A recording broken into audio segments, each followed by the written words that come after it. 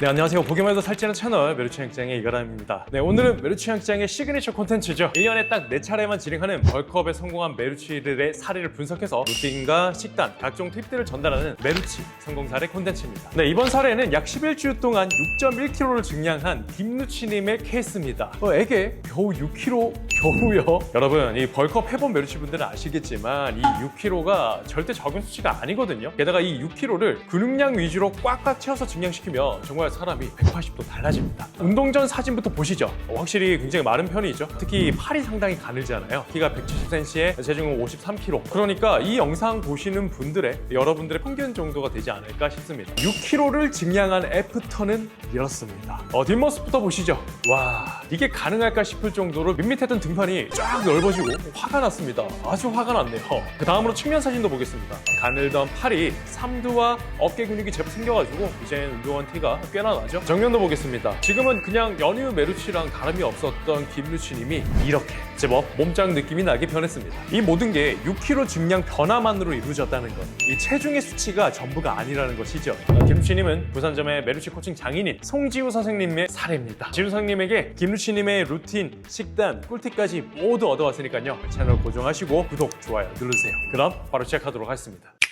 자, 일단 살을 찌우기 위해서는 여러분들이 어떠한 유형의 메루취인지 알아봐야 됩니다. 이게 말랐다고 다 똑같은 게 아니거든요. 이태님처럼 정말 깡마른 메루취인 건지, 아니면 간호사님이나 주제님처럼 살짝 근육형의 메루취인지, 아니면 팔다리는 가늘고 배가 나온 마른 비만의 메루취인지, 이 9가지 유형을 토대로 전략을 짜야 돼요. 이태님이랑 마른 비만 메루취 둘 다 똑같이 말랐거든요. 하지만 살 찌우는 방법은 달라야 된다는 것입니다. 김루취님은 BMI가 18.3, 체지방률이 11.6%로 B2 타입의 메루취입니다. 가장 평범한 유형의 메루취로 메루취 연예인으로 유명한 주제님과 비슷한 체형입니다. B2의 특징은 근육량이 아주 적은 것도 체지방이 많은 것도 아니나 간혹 운동의 필요성을 못 느끼고 식이요법만으로 체중을 늘리려는 사람들이 정말 많습니다. 절대 안 되거든요. 그런데 B2랑 달리 B1은 근육량 또한 적어서 맨몸 운동만으로도 어느 정도 벌크업이 가능하나 B2 타입이라면 바벨이랑 덤벨을 이용한 웨이트 트레이닝이 필수적입니다. 가장 이상적인 목표는 B2에서 A2로 이동하는 것이죠. 자, 벌크업이랑 림매수업 중에서는 가장 정통적인 벌크업을 선택하는 게 좋고요. 보통 4개월에서 5개월 동안 현재 체중의 한 15%까지도 체중 증가가 가능한 타입입니다. 네, 여기 보시면 김루취님 목표가 박재범님 몸이네요. 여러분, 제가 예전에 쇼츠로 박재범 정도 몸 만드는 거 생각보다 어렵다고 올린 적이 있는데 뭐 그게 어렵냐, 3개월이면 된다 하는 댓글들이 생각보다 꽤나 많더라고요. 여러분, 절대 아닙니다. 어려워요. 어렵습니다. 최소 아무리 빠르게 해도 6개월 정도는 걸립니다. 그런데 이 김루취님처럼만 한다면은 시간을 꽤나 줄일 수 있을 것 같아요. 이미 김루취님 몸이 현재 박재범님 몸 한 70% 정도까지는 따라가고 있는 것 같습니다. 살찌고 싶을 땐 메루취향장. 김루취님의 평소 식단은 정말 여러분들과 똑같았습니다. 지금 여러분들 식습관이라고 부르면 돼요. 왜 그러냐고요? 자, 김루취님 식단 한번 보도록 하겠습니다. 당연히 아침은 결식을 하시고 점심 저녁은 밥 한 공기에 불규칙하게 식사를 섭취하고 계시거든요. 여러분들 아침 잘 안 드시죠? 그리고 점심 저녁은 먹긴 먹는데 양은 매번 달라지고 가끔 폭식하시죠? 이 식단이라는 게 사실 개개인별로 다르게 짜야 하는 것이 맞습니다만 김루취님과 비슷한 식습관을 가지고 있는 메루취 분들이라면 다음 식단을 참고해 보셔도 좋을 것 같습니다. 아까 김루취님의 식단을 간단하게 말했지만 크게 보면 두 가지의 문제가 있습니다. 자, 첫 번째, 이 단백질 섭취량이 지나치게 적습니다. 근육 생성을 위한 한국 메루취의 가장 적절한 단백질 섭취량은 1.6배. 그리고 현재 근육량을 유지해주는 단백질 섭취량은 체중의 1배입니다. 딱 1배예요. 즉 벌크업을 위해서는 한 84.8g 정도의 단백질, 근육량을 유지하기 위해서는 53g 정도를 먹어야 하는데 현재 단백질 섭취량은 아무리 높게 잡아도 30g이 채 안 되거든요. 그러면 체중의 0.6배도 안 되는 거예요. 즉 지금 상태에서는 근육량 유지는커녕 손실만 일어날 가능성이 굉장히 크고요. 점점 배에 나온 마른 비만 메루취가 될 가능성이 크다는 것입니다. 대부분 이 영상 보시는 메루취 분들이 김루취님과 상태가 거의 비슷할 거거든요. 보고 따라하시면 좋을 것 같습니다. 자, 두 번째, 상당히 불규칙한 식습관과 아침 결식입니다. 그렇죠. 이거는 제가 상당히 많이 말했으니 알겠다고요. 당연히 규칙적으로 먹어야지. 그러시죠? 네, 맞습니다. 제가 메루취향장 채널 개설부터 계속 처음부터 지금까지 이야기하는 곳이죠. 규칙적인 식습관만으로도 체중이 늘어난다. 하지만 여러분, 이건 아셨나요? 규칙적인 식습관이 소화흡수 능력 개선에도 상당히 도움이 된다는 것을 저희가 작년부터 소화흡수에 관련된 책을 쓰고 있거든요. 정말 이 세상에 존재하는 메르치에 관련한 모든 연구 결과들을 분석하면서 정리를 하고 있는데 확실하게 말씀드릴 수 있는 건 규칙적인 생활 습관과 규칙적인 식습관만으로도 여러분들이 현재 먹고 있는 음식의 흡수력이 훨씬 더 좋아집니다. 장내 환경이 개선이 되고요. 안정적인 소화도 더 될 수가 있게 된다는 것이죠. 자, 김루치님의 분석을 보게 되면 원인을 알 수 없는 잦은 소화불량이 문제라고 적혀져 있습니다. 그래서 저희가 좀 자세히 보니까 더부룩한 소화불량도 있었고 식후에 복부 팽만감 증상이 좀 있었습니다. 이게 저희가 분석을 해보니 글루텐 불내증이나 아니면 장내 세균 과증식 같은 게 원인으로 추정이 되었고요. 소화효소 섭취, 발효성 탄수화물 제한 등 저희가 제시하는 가이드라인에 맞춰 솔루션을 제공해 드렸습니다. 그런데 사실 가장 도움이 되었던 거 규칙적인 식습관이었어요. 정말 작은 팁인데 이것 하나만으로도 많은 것들이 좋아졌습니다. 자, 불규칙한 식습관, 지나치게 적은 단백질 섭취량 이 두 가지 문제를 해결하기 위해서 다음과 같이 솔루션을 제시해 드렸습니다. 아침에 안 먹던 사람이 다시 먹으려면 쉽지는 않거든요. 그래서 단계별로 전략을 짰습니다. 자, 일단은 프로틴 그래놀라에 우유 그리고 구운 계란 2개로 시작을 했고요. 그리고 적응이 되면 닭가슴살 볶음밥처럼 간편식으로, 또 이것 또한 적응이 되면 쌀밥이 포함된 일반식으로 진행하기로 했습니다. 자, 점심과 저녁은 2가지 안을 만들었습니다. 자, A안은요, 쌀밥을 한 1.5공기에 육류는 100g 정도 섭취를 하기로 했는데 돼지고기는 목살 종류, 소고기는 이런 종류로 드시게 했고요. 닭고기는 닭다리살 위주로 배치를 했습니다. 단백질 PDF 편에서도 언급했지만 이 종류가 마른 사람들이 벌크업할 때 가장 유용한 단백질 원이거든요. 자, B안은요, 벌크업 탄수화물 편에서 A급에 해당되는 파스타, 이 파스타를 110g 정도에 똑같이 육류를 100g 정도 섭취를 하겠습니다. 파스타는 드럼밀 종류로 선택을 하도록 했고요. 그리고 제조할 때 계란 비중이 높은 파스타를 먹도록 했어요. 또는 그 멜치 향장에서 최근 출시한 고칼로리 파스타 올리억도 추천을 합니다. 이게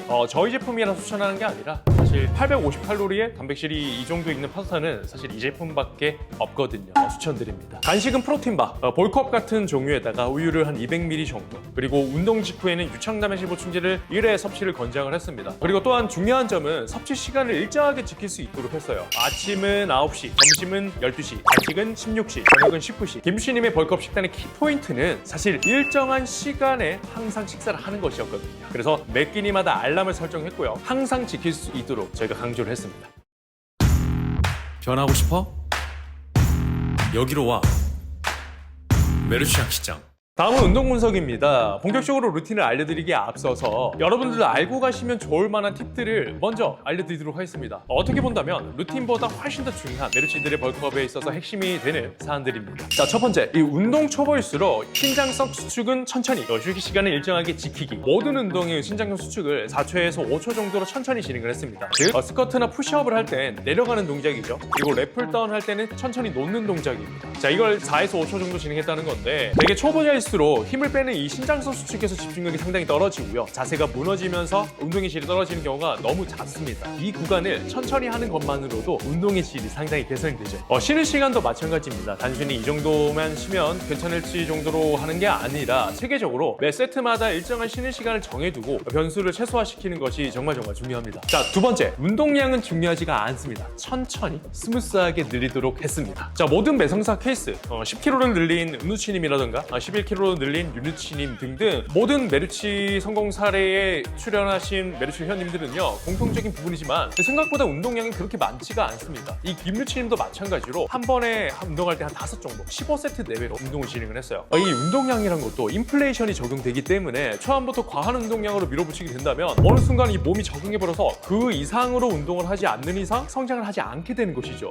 몸은 이제 갓 탈출한 메르치 수준인데요, 운동량은 황철승 선수 정도가 될 수가 있다는 거죠. 여러분들 이거 별거 아닌 것 같은데 메르치 분들이 정말 의욕에 앞서서 많이 하는 실수입니다. 여러분, 운동량은 천천히 스무스하게 늘리는 게 좋아요. 자, 그럼 본격적으로 김루치님의 운동 프로그램을 분석 및 공개하도록 하겠습니다. 일단 김루치님은 상태 분석에 보셨겠지만 운동 경력이 거의 없는 상태였습니다. 완전 초심자죠. 즉 여러분들과 비슷한 상태라고 보시면 돼요. 자, 그래서 전신을 고루 운동하는 무분할로 운동을 진행을 했습니다. 빈도는 주 3에서 4회 정도 진행했고요. 기간은 3주 정도 잡았습니다. 이 시기는 몸을 만들 만드는 목적이 주라기보다는 운동을 정확하게 익히는 게 목적이었어서 부위별로 한 가지씩만 진행을 했습니다. 푸시업, 랩풀다운 또는 케이블로우, 고브리 스쿼트 이렇게 세 가지 종목으로 진행을 했고요. 철저히 4초에서 5초 정도 신장성 수축을 강조하면서 목표 근육을 쓴다는 느낌을 익히면서 근신경계를 깨우는 데 집중을 했습니다. 이 시기에는 점진적 과부하도 좋지만 그것보다 가장 대표적인 밀기, 당기기, 하체 운동을 100% 이해할 수 있도록 그 자극점을 찾을 수 있도록 했습니다. 사실 중량이랑 횟수를 늘리는 거 그 다음 과제죠. 모든 운동은 3세트 10회에서 15회 정도로 여유 있게 진행을 했습니다.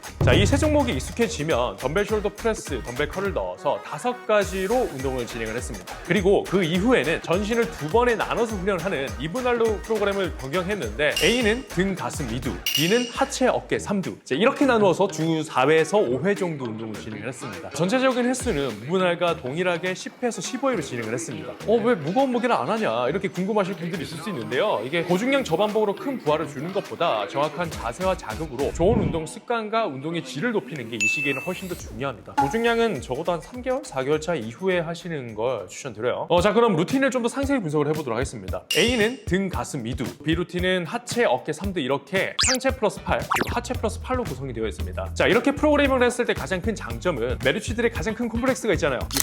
이 팔 근육을 안정적으로 성장시킬 수 있다는 장점이 있습니다. 그래서 이 송지우 선생님 회원님들이 대부분 단기간에 드라마틱한 팔 근육 성장을 이끌어낼 수가 있었어요. 심지어는 이게 3개월에 팔둘레가 8.1cm 정도 증가된 경우도 있었습니다. 대단하죠? A 루틴의 등 운동은요, 수직 당기기, 수평 당기기 운동을 한 가지씩 넣어서 2가지로 구성을 했습니다. 랩 풀다운이나 풀업 중에 택 1, 그리고 케이블 로우나 바벨 로우 중에서 택 1을 했습니다. 이렇게 수직, 수평 당기기로 구성을 하면 광배근뿐만 아니라 등 상부, 중부 전체적인 등 근육을 발달시킬 수가 있죠. 그래서 김루치님의 등을 보면요, 좌우 광배근 말고도 상부 승모근과 중부 승모근이 발달되어서 이전에 비해서 상당히 넓어 보이게 이렇게 변화가 되었죠. A 루틴의 가슴 운동은 벤치프레스를 메인으로 잡고 덤벨 벤치프레스 그리고 또는 푸시업 이렇게 2가지로 구성을 했습니다. 푸시업이 평가절하되는 경우가 상당히 많은데 이 푸시업은 호흡 근육뿐만 아니라 상체 근육의 움직임들을 밸런스 있게 만들어주는 정거근까지 안정화시킬 수 있는 운동이라서 가슴 발달뿐만 아니라 모든 상체 운동의 윤활제 같은 역할도 할 수가 있습니다. 자, B 루틴의 하체는 바벨 스쿼트와 불가리아 스쿼트만 진행을 했습니다. 딱 2가지만 진행을 했거든요. 그래서 레그 프레스, 헥 스쿼트, 레그 익스텐션 컬 모두 좋은 운동이지만 심플 이즈 베스트 그리고 원론적인 운동이 최고의 운동이다. 자, 스쿼트 그리고 스프릿 스쿼트 또는 불가리안 스쿼트죠. 이 2가지 운동이 하체 크기를 키우는 데는 사실 가장 좋은 운동입니다. 사실 우리가 보디빌딩 대회를 나가는 그런 선수들은 아니기 때문에 뭔가 세세하게 어떤 근육을 더 세밀하게 만들고 그런 것보다 이 제한된 체력을 벌킹할 수 있는 최고의 운동이 이 2가지에 투자를 한다는 게 굉장히 좋은 전략이 아닐까 싶어요. B 루틴의 어깨 운동은요, 원암 덤벨 숄더 프레스랑 레터럴 레이즈 이 2가지를 진행을 했는데요. 원암 덤벨 숄더 프레스가 생소할 수는 있는데 좌우 근력 불균형이 잦은 메르치들한테는 적합한 운동이 될 수가 있다고 합니다. 자, 이렇게 한쪽씩 진행하면 불균형을 쉽게 파악이 가능하고 눈으로 대칭을 맞추면서 진행하는 것만으로도 밸런스가 서서히 맞아질 뿐만 아니라 이 운동이 코어의 개입도 굉장히 높거든요. 그래서 다른 운동들을 할 때 안정성을 키워줄 수 있다는 게 상당히 좋은 장점입니다. 그리고 팔 운동은 시티드 덤벨 컬 그리고 라잉 트라이셉스 익스텐션으로 진행을 했는데요. 특히 덤벨 컬은 앉아서 진행하는 게 좋은데 그 이유가 서서 진행하는 것보다 훨씬 더 부하도 크고요. 초보자들이 많이 하는 실수가 서서 운동했을 때 나도 모르게 반동을 쓰는 걸 최소화할 수가 있기 때문이죠. 자, 이렇게 김루치님의 메르치 성공 사례를 낱낱이 분석을 해보았습니다. 약 11주 만에 드라마틱한 변화를 만들어낸 김루치님. 제가 다른 헬스장을 사실 다녀본 적이 없고 PT도 이번이 처음인데 특히나 팔이랑 어깨 부분이 많이 커진 것 같아서 아주 기분이 좋습니다. 한 3개월 만에 이렇게 쉽게 해결할 수 있는 게 다 이 메르치 양식장 덕분인 것 같습니다. 김루치님 또한 여러분들처럼 별다른 운동 경력은 없었다고 하는데요. 여러분들도 가능하냐고요? 가능합니다. 네, 그럼 오늘 영상은 여기까지. 자, 김루치님을 코칭한 송지우 선생님한테 코칭을 받고 싶다면 아래 상담 신청 링크로 신청해 주시길 바랍니다. 그럼 항상 건강히 살찌는 하루 되시길 바라고요. 오늘 영상은 여기까지 하고 마무리하도록 하겠습니다. 감사합니다.